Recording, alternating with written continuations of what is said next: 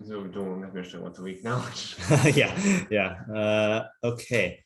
So today's two pesukim, we read this at the very end of last week, that we noticed that the next two pesukim are clearly meant to be read in conjunction with 10, which we did last week. You could do 10 alone, but I think they go together. So let's review 10.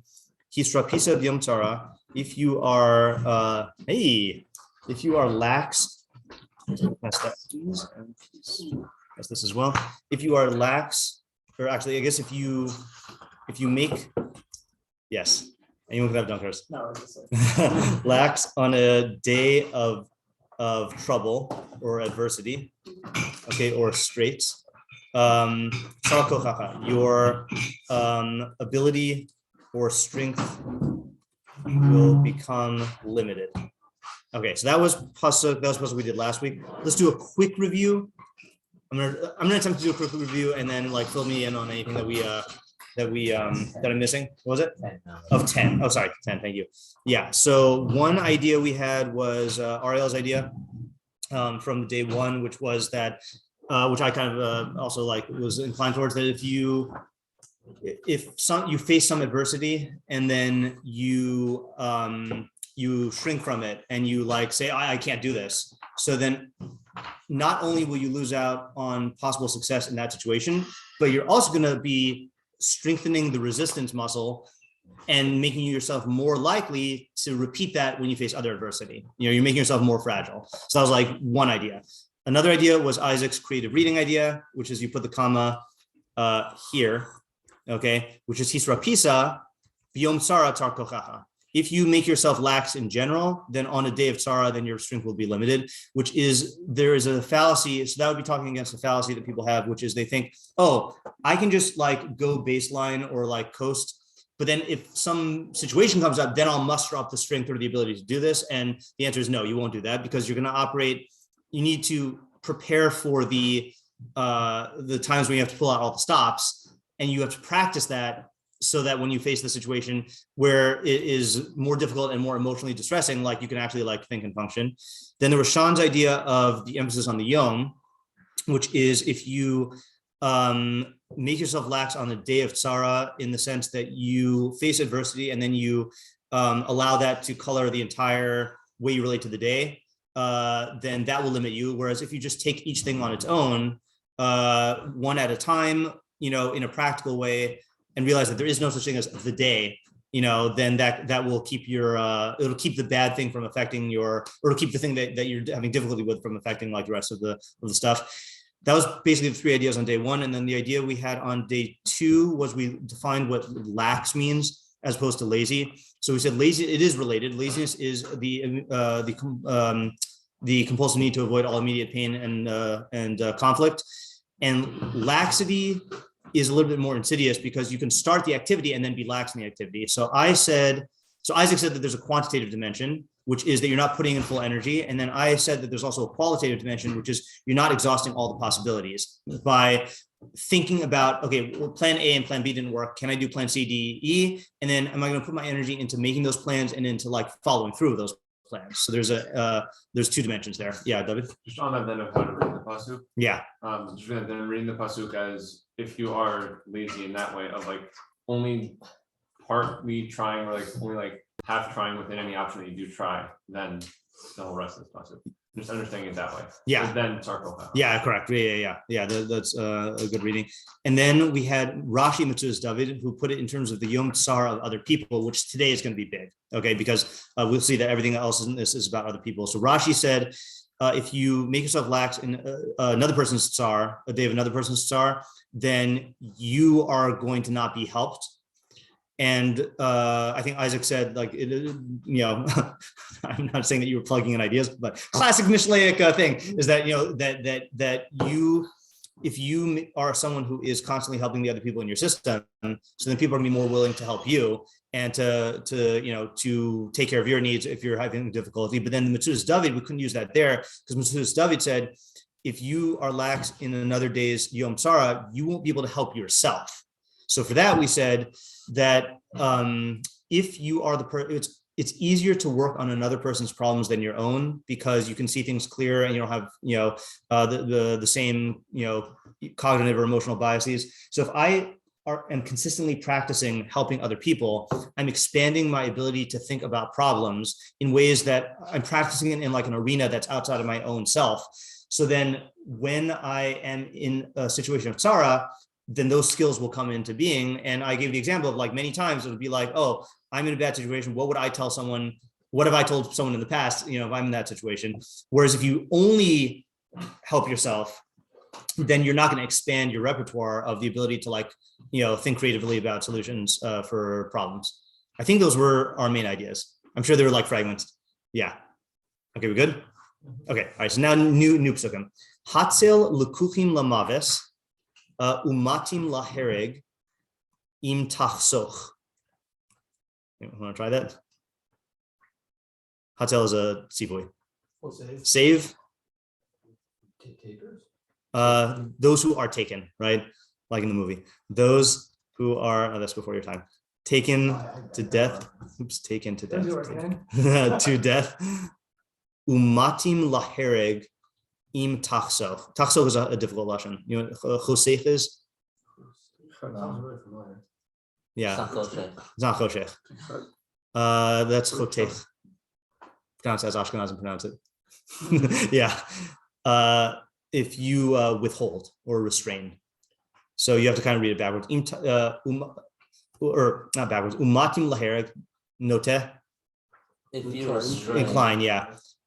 And who incline to death. Literally, it's to killing. Okay. Im tachsoch, if you refrain. Okay. Then it says kitomar. Oh, yeah. When you say. When you say, when you will say, I guess, when you will say, hein lo yadanu zeh. They don't know this. Yeah.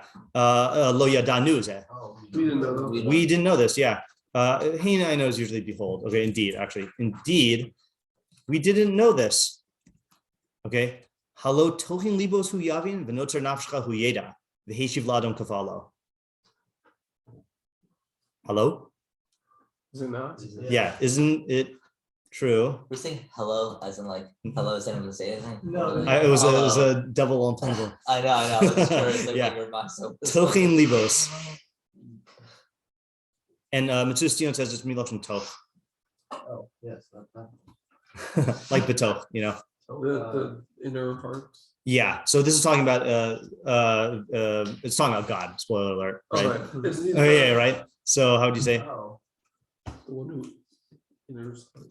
Yeah, that the one who I guess I'm gonna go ahead and posit something here because in anticipation of the disagreeing with the art scroll, which I saw, okay, who knows the inner hearts, who yavin. He'll understand. Yeah.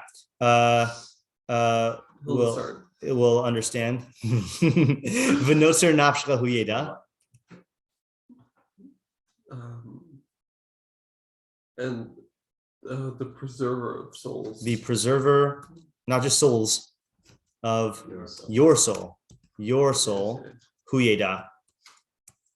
He knows. V'heshiv la'adam kafalo. And man returns with he pays people back like their actions. In accordance with their actions. Yeah. I talk in Libros. Can you just read his inner heart? He understands it's talking Libros. Oh, tochen libos hu yavin. Yes, that's much better. That he understands the inner hearts. Yeah, that's much better. Yeah. Is it with their actions or his actions? With his actions. Action, yeah. Yeah. It's there in the sense that it could also be Adam like mankind, but grammatically you're correct. Yeah. Okay. Okay, so that is so now you can see the context of 10, right? That it definitely seems to be talking about other people's sorrow, right? Mhm. Okay, so then we have let's actually go to the English before we go to these guys. Art scroll. If you were weak in another's day of affliction, which we didn't really know why it says weak, okay, your strength will become limited. If you desist from rescuing those being put to death and those on the way to be murdered, Yet you say, surely we did not know this, but the one who they say resides in hearts. Okay. Yeah. So if you worship another God, then you can read it that way. Yeah. The one who resides in hearts, he understands, and the protector of your soul, he knows, and he recompenses a man according to his deeds. Okay. Living Nach says, if you are lax at a time of adversity, your strength will wane. If you refrain from saving those taken away to die and sentenced to execution, if you say, but we did not know it, behold, the one who scrutinizes hearts will discern it. The one who safeguards your life will know it, and he will repay each man in accordance with his deeds. Rav Hirsch says, these are all pretty similar. Have you shown weakness on the day of adversity? Then your real adversity was your lack of strength. Okay, that one's not the same. Rescue them who are in the grip of death and are bound to be slain if you withdraw. If you say, behold, we did not know this, but he who gauges the hearts understands, and he who guards your soul knows, and he shall render to each man according to his action. And then Alter says, should you be slack on a day of distress, your strength will be constrained. Save those who are taken to death, and from those stumbling to slaughter, do not hold back. Should you say, why, we did not know of this? Will not the weigher of hearts discern? I don't know how he gets weigh from Toch, but okay. And the watcher of your life not know, and pay back a man by his deeds. And then he adds here, slaughter is a killing, literally. And we did not know of this. These words refer back to the previous line. When people are about to be slaughtered, don't pretend that you had no notion of what was happening. Fine, okay, I think that's shot. I don't think that's giving anything away. And not know is the not is unstated in Hebrew, but carried over from the previous clause. Okay, so yeah, you know what, maybe we should just, okay, so let's read the side again. Im tisrape biyom tzara tzar kochacha. If you make yourself lax on a day of tzara, then your strength will be weakened. Ella, rather, hatel es mugashim lahamasa. Save those who are being brought to death. I think mugash. V'hamotim lahariga chova alacha lachascham. Oh, so he learns it differently. And those who are inclined to execution, there's an obligation upon you to restrain them. Okay, to like save them. So we were learning it, and everyone else is learning it. Is those who are inclining to death if you refrain, because it says im tachsoch. So I don't know why he says. Oh. He's using the im as like you should do this, and tachsok is you should restrain them. Okay, whatever. All right, I think it's similar enough. Vim tomar, and if you say any makir as adam hazeh, I don't know this guy. Well, that's different. I don't know this guy, right? So for 12, if you say I don't know this guy. Ella shetohin halvavos hu mevin v'shomer nafshcha hu yodea v'gomel adam kavala. Okay, the rest is the same. So as opposed to I don't know, because I think the indeed we didn't know this sounds like I don't know what's going on. You know, is anyone else thinking of a specific country? Israel? Oh, I mean that's probably a good Navi type gut reaction.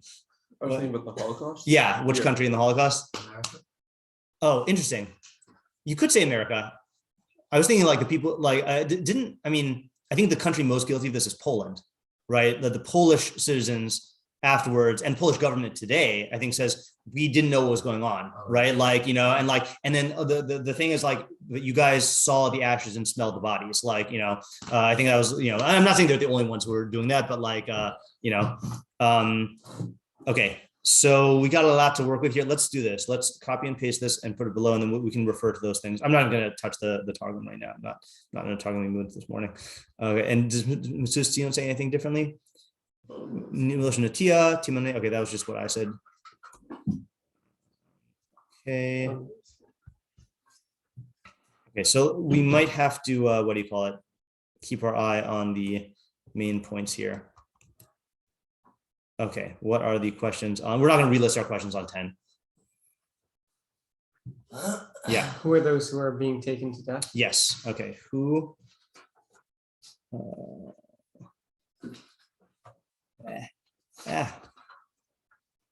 we go. Who are these? And I'm going to go ahead and just use the phrase potential victims.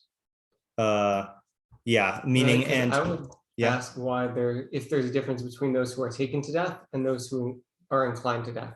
Right. I was gonna split this into two sub questions. I think along those lines, which is are there two subgroups? Okay, which is Lekuchim Lamavis and Matim Lahereg. Lekuchim Lamavis Umatim Lahereg. Or are these just two synonyms?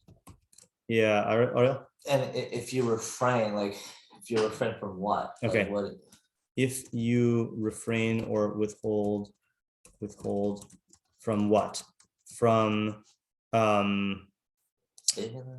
from like whatever you shouldn't, whatever pasuk 10 is telling you not to do, right? Actually, no, I mean, okay, let's just leave it blank. Let's leave it blank. Yeah. I'm not trying to list all of them. Yeah, Isaac. Is this possibly limited to a case of actual life and death? Okay, right. Or is death the extreme? Right. And if it's just the extreme, then what's Okay. What is it? What's this category? Okay, so I'm gonna say, what are the parameters of the scenario? Is it davka in matters of life and death, or is that just being used as the extreme? And if so, what is the scope of the idea, right? Like, and this is a question just to flag a possible application. This is one of the big problems nowadays. We've dealt with this in tzedakah stuff, that like we are able to be aware of so many more things going on in the world than we would if we were just living in a village and didn't have communication. So like there's this feeling like if you know about like kids, being hired to mine cobalt in the Congo or whatever, right? Then like, I don't know why that's funny. No, I don't know why that's funny. But so does that put you in this situation automatically, or is it like, because you could do something, or is it when you're literally facing the physical situation? Ellie. Oh, hold on. Oh, you're on mute. Yeah. My volume is good. Give me 1 second. My volume is now good. Yeah, go ahead. Yeah. So in, I guess adding to that third question that we just asked, does that in any way have anything to do with the idea or like the pasuk of like watching as your neighbor's like blood is being spilled? Oh yeah, like, yeah, right. Does simply just being a bystander, I guess, is this about like the bystander effect, or is this more about like just okay. like playing ignorant or something? Yeah. So let's actually make all of that into one question, which is likewise, what are the parameters? Who is considered a bystander in this context, right? How far does responsibility go? Let's go just clockwise here. So Yaakov, Sean, Ariel, Isaac. Why should you save this person? Yeah. Why should you save this person? Yeah. Like how, I guess here's a good question also. Is the second half of Yud Beis giving you like actual reasons or stating something else? Like, in other words, like God knows is not you could say that is a reason to save the person, or you could just say, no, it means that like, if you think you're going to escape punishment, then God really knows. Yeah. You want to add something to that, Yaakov? No, different question. A different question. Yeah, go ahead. The handle done is that in response to someone inquiring of them, or is this like their own internal excuse? Are they actually saying that to someone, or is this what do they tell themselves? Okay, right. Yeah. Where is that? That's in Yud Beis. Yeah. Is we didn't know this actually being said to someone, or is it just their own excuse? Yeah, Sean. Hey, can you spell it for a second? Is there a cause and effect between if you refrain and then when you will say, indeed, we do not know this? And if so, what is that cause and effect? Okay. Actually, I'm going to go ahead and just tack that onto here. Is there a cause and effect from here to Yud Beis or not? Yeah. All right. Yeah. From on pasuk Yud versus pasuk Yud Aleph and Yud Beis, is it like two separate people or is it the same person? Because I think the last time when we gave that idea, like last week, we're talking about like the person himself. But it seems like pasuk Yud Aleph and pasuk Yud Beis is talking about another person. It could be talking about two different people, or it could be talking about just one person. Well, it seems like the person who's being told not to be lax is the same person who's being told to save people. I know that's what okay, it seems like. Right. Yeah. I don't think that there's another way to read it. I mean, unless you say that the two that yud is not at all related to these things. Like Okay. so we're gonna go with that assumption. We'll keep our Okay. mind open for other stuff. But yeah. Because I know last week we Right. so I'm just trying to. Yeah. Last week where- we did where treat our heads yud are as at, its own yeah. thing. Yeah. Yeah. No, it's a good question. Yeah. Did you have something? Yeah, so what's the consequence being described in the base? What is the consequence? Yeah. Okay. What yeah, you know what? Actually, I'm gonna tack that onto here. What are the consequences being described in Yud Beis? Like, saying God knows he's gonna pay you back, is that like, Right. Is Yeah. it just pasuk yud also? Yud. Is that just a consequence of, the Midikeg? Okay. Right. Yeah. yeah, I think. Yeah. So let's just say, what are the consequences? What are the consequences? And how many of them are described by the pesukim? And how many? Or I guess, to what extent are they being spelled out in the pesukim? Yeah, Ezra. In Yud Beis is lo yadanu plural. It is. Yeah. Why is that? Yeah. So that actually is an argument in your favor, right? I mean, because it does. Hisra Kisa and Tsar Kochacha are singular, and Kisomar is also singular. So I guess it's not it's really more a question. It's exactly the question you said, which is why is lo yadanu plural? Okay, right. If this is talking about a singular person, and everything else in the pesukim is singular, right? Nafshecha, right? Yeah. So if the cluster is being addressed to is in second person singular, why is lo yadanu plural? Well, Adam could also be like, it doesn't say to you, it just says to man. Right. Yeah, but that is not talking to the Right. guy, right? That's saying it's a phenomenon, right? Yeah. We'll just keep going around the train. Yeah, fine. Yeah. Why are these people being killed? Or Yeah. sent to death or whatever. it Yeah. is? Does it matter why these people are being killed? Yeah, it's funny because if it's just saying, yeah, I guess, yeah, I don't know if you noticed when we were reading the English that all the meforshim are grappling with why it uses execution.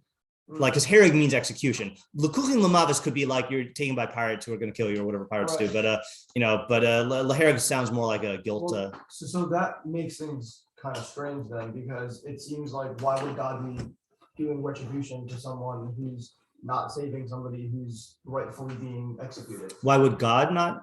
Why would God, meaning, positive basis saying that God is going to pay you back, basically, right?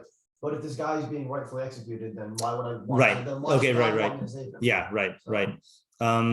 Yeah. What if they're guilty? Yeah, Sean.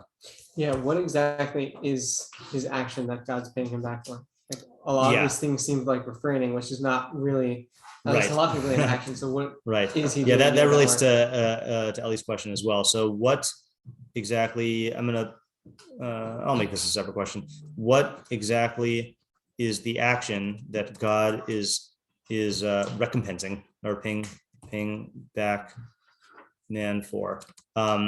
Is it inaction, right? Like lo sa'amod al dam re'acha? Yeah. Are you guys? I can scroll. Yeah. I guess like one question. I have like a couple of questions. We One need is, two monitors. We need a monitor with the pesukim and then a monitor with the. I was gonna say maybe if it's a Google Doc or something, we should all just type in our questions at the same time, just like. No. Yeah. All right. Go ahead. All right, so. Well, use your response. So one question is, why specifically in the Yom Tzara? I mean, like yeah. if someone is, Oh yeah, we forgot. I forgot. Let's say also, did we say the scenario? Yeah. Let's About say that here was also. nice, Yeah. What? How does this connect to Yom Tzara? I think, Oops. Sorry. okay, I think All right. that's it. Yeah, Isaac. Shoot, what was this? Oh yeah. So this might be a minor question, Okay. but I think Paulo typically implies like action, Mhm. right? So if you're saying you're going to be paid back accordance with your action, but you didn't do an action, Right, that was what Sean was asking. Okay. Yeah, we wrote that right. Yeah, Also, that- yeah, that's good. For Rosario understanding, Oh, yeah. why would not knowing the guy make a difference? Like, what's that? Like, Yeah, okay, yeah. Let's actually ask this as its own question and put Sadiq on there also. What is the Hava Amina of Lo Yadanu? And what, especially according to Sadiq, especially according to Sadiq.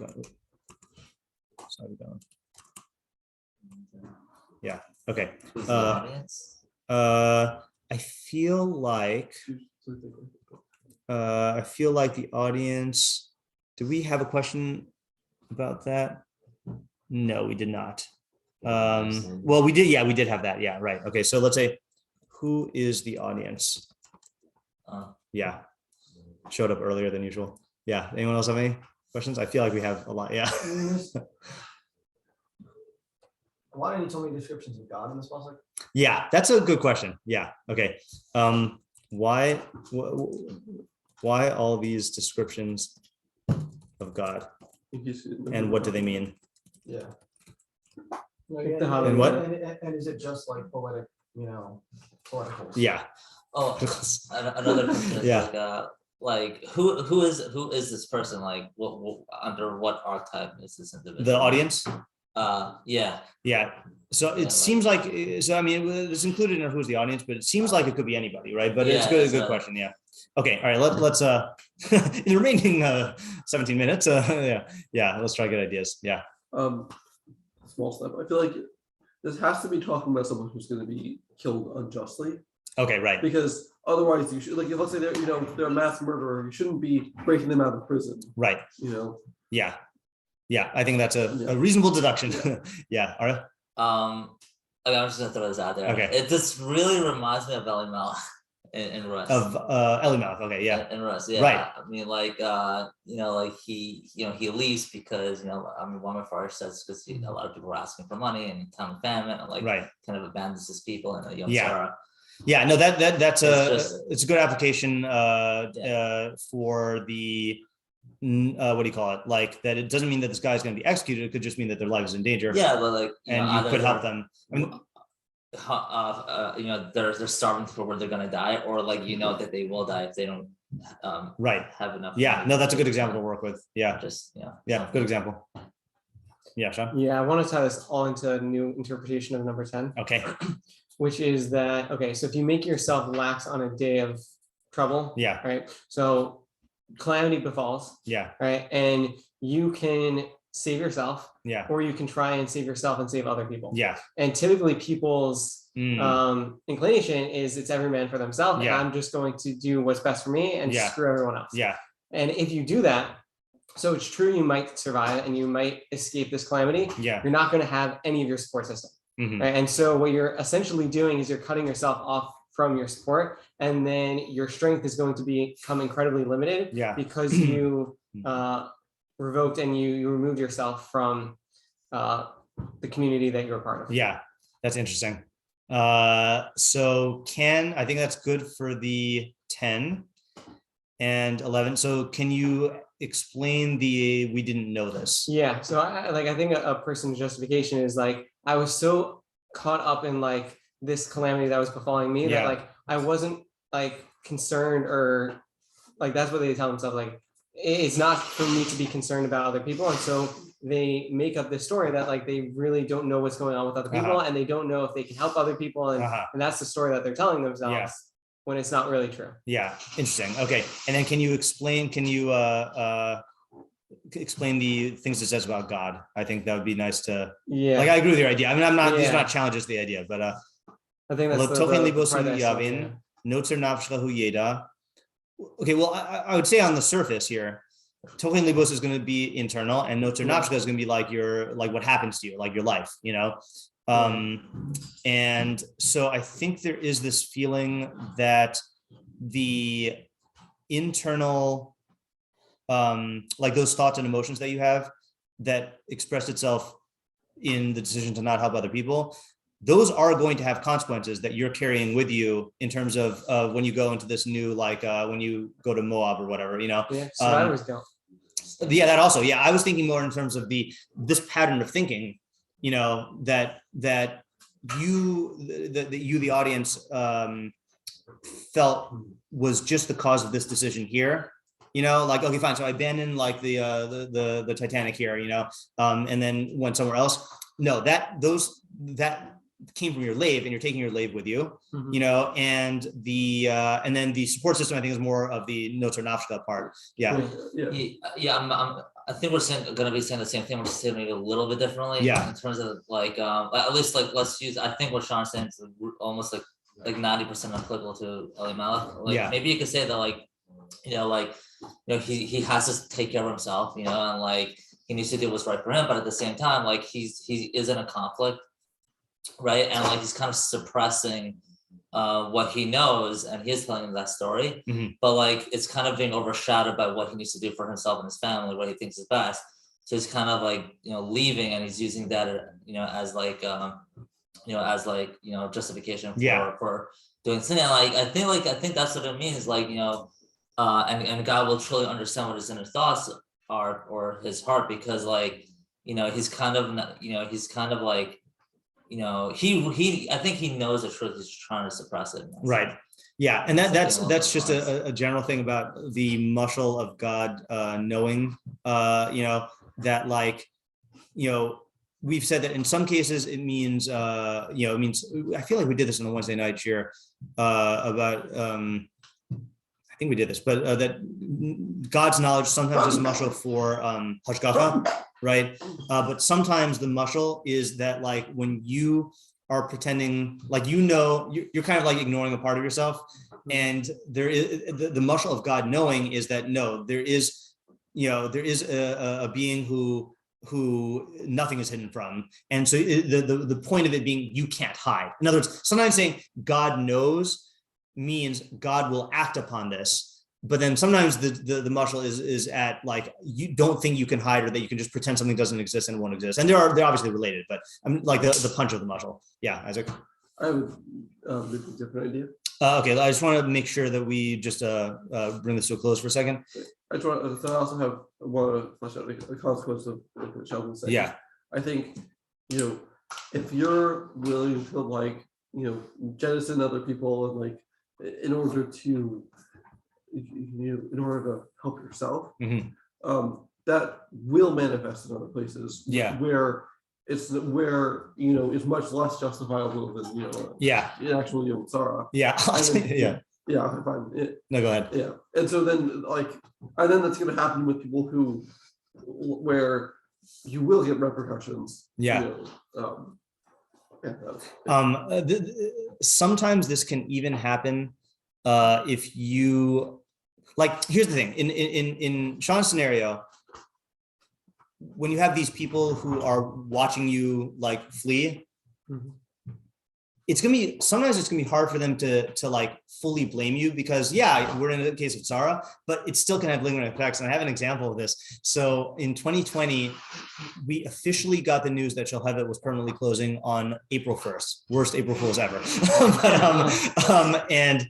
And then I found out, though, I think a few hours before the official announcement, I found out from Joey Nesty, and I it's hard to remember that time, but I think here's what it was. While the faculty meeting was going on, where we were getting this announcement, then I got a letter of recommendation request from a parent, and because obviously they had to find another school for their kid, and it was one of those things where like I understand that they have to send this, but it was this feeling of just like I don't know, it had this feeling like, okay, we're just like okay, fine, you're losing your job too, but just like go help my daughter get into another school. It was just one of these like there's already a feeling of vulnerability on the parts of the people who are suffering.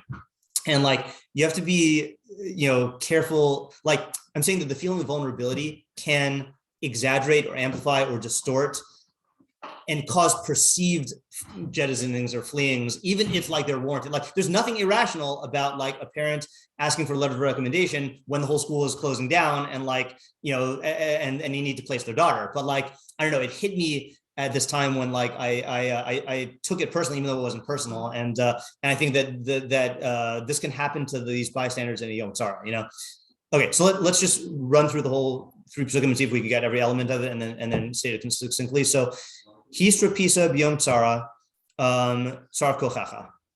Okay, so according to the way you're reading it now, then is that being explained by these other 2 pesukim? Yeah. Okay, right. Okay, so then Hatzel, so we're not expected to, hold on a second. Okay, Hatzel Lukuchim Lamavis, Umatim Laherag Im Tachsoch.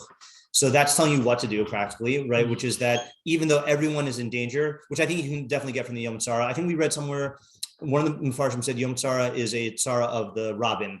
And that answered the question when you were reading your idea before. It was that there's no such thing as Yom Tzara, but if it is for a calamity for the Rabbin, then it is an objective Yom Tzara. It's not just a personal thing. Okay, right. So that tells you the scenario, and you have the ability to help people.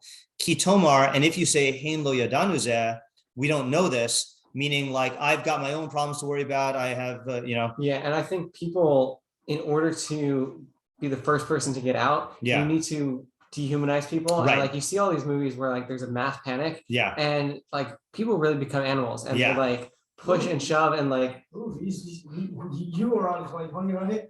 What was that? Yeah, right. Yeah. Toilet paper, right. Yeah. Right. So like people have no consideration for other people. Right. And it's because they're not viewing people as people anymore. Yeah. Because they're so self-absorbed in their own struggles that they cannot see that other people are struggling as well. Yeah. I think that's good. If we can also use that to somehow, you didn't answer Ezra's question, did you, about plural? I feel like there's an answer that's accessible that we can do. Hello, tochen libosu yavin. So then God knows what's in your heart, meaning he knows both your motives and then Lev, Rabbeinu Yonah's big move is to say Lev means midos, right? So he knows the midos that cause this. And hu yavin, but notes are nafshka hu yeda, and the one who preserves your soul, meaning the one who is responsible for all, who's the cause of all the external things that can happen to you.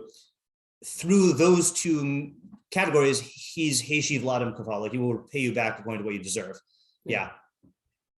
Okay, this is, I think, a good like 95% done idea. Okay, good. Yeah. Well, I think my idea like dovetails nicely with this. Yeah. Which is, I think there's I think when Sean's talking about was a case where you are I'd say in the situation of Sarah, also you escape like just yourself. Yeah. But I think there's also a phenomenon where a lot of people are having a Sarah, and you personally aren't part of that. Yeah. And then there's this inclination to like turn away and ignore that this thing is happening. Right. So that because I'm not exactly sure why that is, but then you want to ignore that, and maybe the people around you, like in your immediate circle also aren't having this sorrow. Then I think that's like the hate is like, oh, people I was talking to weren't having it, so right. But I thought it just wasn't happening. Yeah. I think that is a big mistake, and Mishlei's angle of talking about it is that all systems are interconnected. So like when the let's say, for example, like again, COVID is a good example of this, of like when it first started, and I remember when it first started, and like someone in January was sharing videos of like people collapsing in the streets in China, and then and there's this feeling that, okay, that's across the ocean, it's a completely different place, and like has nothing to do with us. I know obviously nothing is quite as viral as a virus, so like it does spread faster, but like in principle this can happen with like poverty, with injustice, with disease, with like so many of these things. Like that's in like something I was thinking about, like if there's things that, let's say, don't affect like, let's say like specifically the Jewish community, but are affecting America as a whole. Right. Like, it's not like this, this community is not part of the country. Okay. Yeah. So Yeah. a good example of this is there are certain people, there's different political like voting philosophies, right? And there's definitely a group of people who are like they're a single issue voter, and is it good for the Jews or bad for the Jews, right? But the funny thing is making this mistake in the way that you were saying as well, which I mean, it's what both of you were saying, but like, because they have that lens, then that forces them to immediately classify everything as, does this have to do with the Jews or does this not have to do with the Jews? And what that does is it shuts them off to realizing that there are many things that are happening to other people, which can, even in your own framework, can affect the Jews, but you just decide not care about it because right now it seems like it doesn't have to do with the Jews, Yeah. Like it's very bad for, but ultimately be very bad for the Jews if, I'll say all of working class America is, like so impoverished that they have to rise up, Right. Yeah. But like that's not, I think it's not a thing that people would, Right. So let me just re-acknowledge a question that I think is very important now also, which is, I don't have an answer to this question.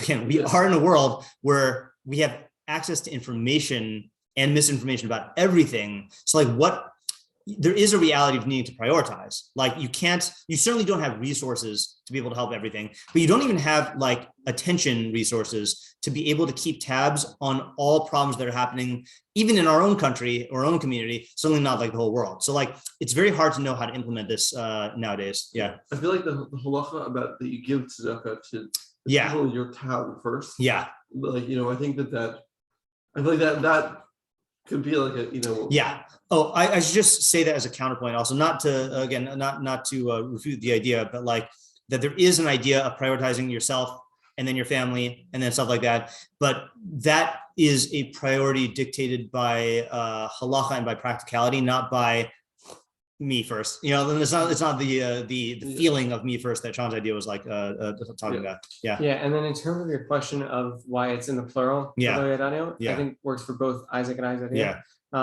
Which is in part of the justification, you're saying everyone else is doing this thing too. Yeah. Right? Everybody else is ignoring these Right. realities. And Right. so therefore I'm justified Yeah. in acting the way I'm acting, or everyone else is competing and fighting for themselves. So I'm justified. in fighting for Right. myself. Yeah. Yeah.